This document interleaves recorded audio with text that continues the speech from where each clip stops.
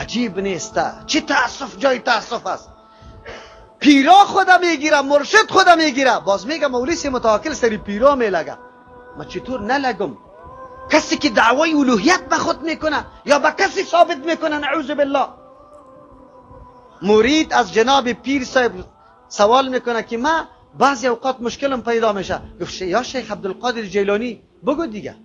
در ورق برای مرید خود نوشته کرده یا شیخ عبدالقادر جیلانی شیئا لله. ای شیخ عبدالقادر جیلانی یک چیزی را بروی الله بده. دادنی کی را مقرر کرد؟ شیخ عبدالقادر. واسطه کی را جور کرده؟ الله را. خب ببینه از این کده کفری بزرگ دیگه است که الله را دادنی جور نکو، دادنی را شیخ عبدالقادر جیلانی جور کو، خو الله را واسطه و وسیله کو برش. نعوذ بالله. بگوی دیگه ما چرا مبارزه نکنیم؟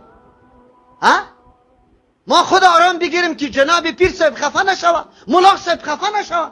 در روز قیامت به الله متعال چی جواب دارم؟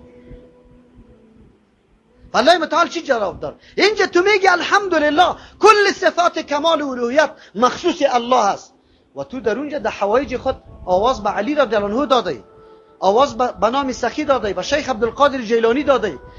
او را بزرگار خو بگذار و خو یقینا علی رضی الله عنه یقینا جنتی است. پیغمبر در دنیا بشارت جنتش داده. امروز بابایی که 1 سال عمر مکمل نماز جماعت ترک کرده، در یک مسجد دیده نشده، در کوها ملنگی کرده، کالایش نجس، وجودش نجس، مخالف سنت رسول الله، در یک جمعه حاضر نشده. پیغمبر چی میگه؟ میگه یا خودم منع کنه که از جمعه ها ترک کردن جمعه خودم منع بکنه. اگر نمیکنه چی میکنه؟ الله یا شما را عذاب روان مسلط میکنه سری شما. راه را که پیدا میتونیم، حق که پیدا میتونیم و امید توصیه ائمه مجتهدین